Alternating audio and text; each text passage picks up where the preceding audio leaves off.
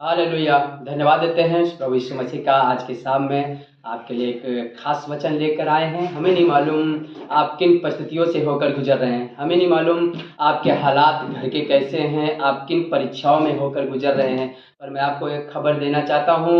जैसे यीशु मसीह अपनी परीक्षाओं में पास हो गया, आप भी अपनी परीक्षाओं में पास हो जाएंगे। और ये जायज़ है कि हर एक की परीक्षा होती है। यदि प्रभु यीशु मसीह के साथ चल रहे हैं तो आपको भी परीक्षा देनी पड़ेगी, क्योंकि आप से पहले जिसके पीछे चल रहे हैं उसने भी परीक्षा दी है।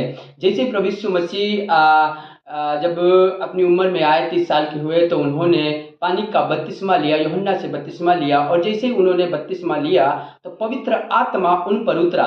और जैसे ही पवित्र आत्मा उतरा तो पवित्र आत्मा उतरा और परमेश्वर की आवाज़ आई कि ये मेरा प्रिय पुत्र है। कई बार आपके पास भी आवाज़ आई होगी, आपके लिए भी भविष्यवाणियाँ की गई होंगी, आपके लिए बड़े बड़े बातें बोली गई होंगी कि आपके आश्चर्य कर्म होंगे, आपके लिए छुटकारे होगा, आप चंगे हो जाएंगे। पर कई बार ऐसा नहीं हुआ। जब पवित्र आत्मा आएगा तो बाइबल इस बात का गवाह है, 4 अध्याय मत्ती रचित सुसमाचार 4 अध्याय उसके पहले पद में लिखा है, तब आत्मा यीशु को जंगल में ले गया ताकि इब्लीस से उसकी परीक्षा हो। आपको एक बात बताना चाहता हूँ, यदि यीशु की परीक्षा हुई है तो हमारी भी परीक्षा होगी। यीशु ने दुख उठाया है तो हमें भी दुख उठाना पड़ेगा। हमारा परखने वाला हमारे पास खड़ा होगा।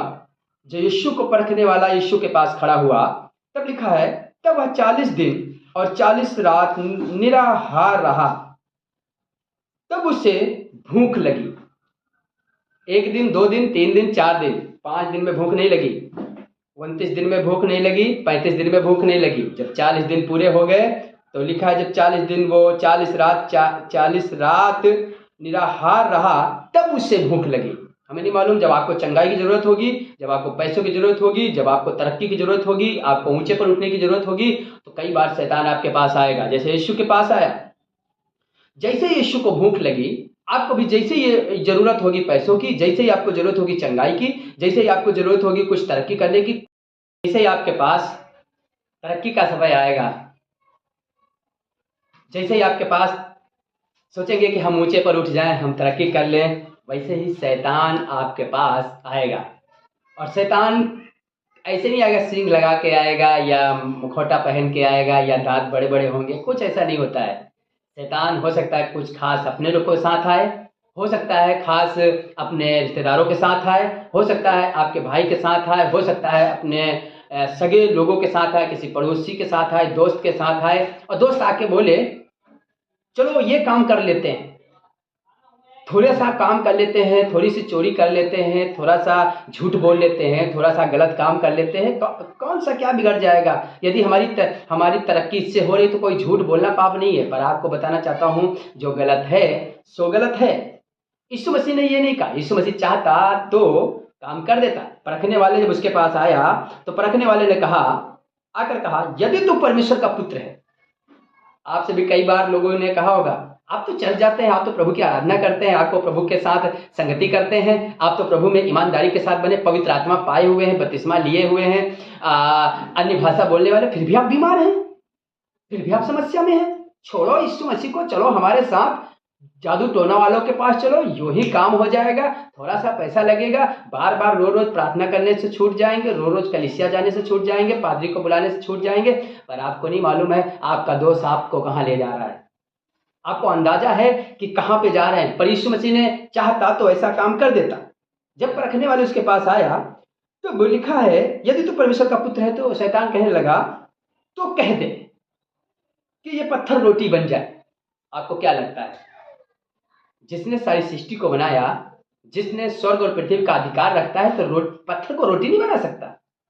बना सकता है। आपको चंगा नहीं कर सकता? कर सकता है। आपको तरक्की नहीं दे सकता? दे सकता है। पर परखने वाला आकर परखता है। हमारे और आपके पास भी सेम वही हालात होते हैं। बीमारी में कोई आकर कहता है आपकी चंगे नहीं हो रहे, कर्जा बहुत बढ़ गया, आपके कुछ हालात ठीक नहीं हो रहे, आओ हमारे साथ चलो, हम तुम्हें एक तरीका अपनाएंगे। और मैं बताना चाहता हूँ, आप समझ लीजिएगा, यीशु के साथ उससे यीशु के वचन के अनुसार आप करिएगा। कहने लगा, ये यीशु ने जैसे कहा वैसे आप भी करिए। यीशु ने उत्तर दिया, लिखा है, मनुष्य केवल रोटी ही से नहीं परंतु हर वचन से जो परमेश्वर के मुख से निकलता है जीवित रहेगा। आप भी कहिए प्रभु हमें चंगा करेगा। आप भी कहिए उससे यीशु मसीह हमें ऊंचे पर उठाएगा। हम खुद ऊंचे पर, परमेश्वर हमें उठाएगा, खुद हमें तरक्की दिलाएगा, हमारा कर्जा वो भरा कहीं ना कहीं से पूरा करेगा, परमेश्वर इंतजाम करेगा। आप उनसे बोलिए जो गलत रास्ते पर आपको लेकर जा रहे हैं, आपको भटका रहे हैं। शैतान आकर जैसे यीशु को भटकाने की कोशिश की, जैसे यीशु पार हो गया आप भी पार हो जाएंगे।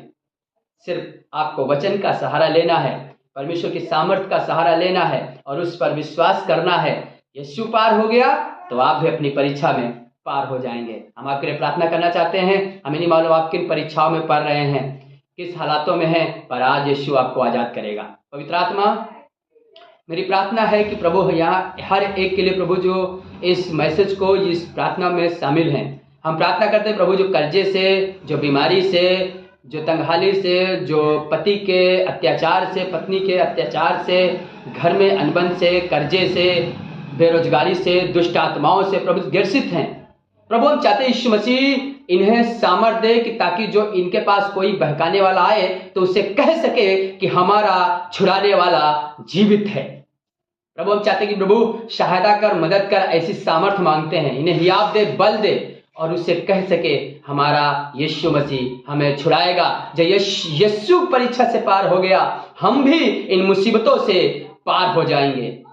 यीशु जयवंत हुआ है तो हम भी जयवंत होंगे। प्रभु हर एक को छुए, चंगा करें, सामर्थ्य दें, बर्दाश्त करने की शक्ति दें और प्रभु जैसे आप पार हुए वैसे ये भी आपके सहायता से पार हो सके। प्रभु दया कर, यीशु मसीह नासरी के नाम में कहते हैं, ऐसा ही हो जाए।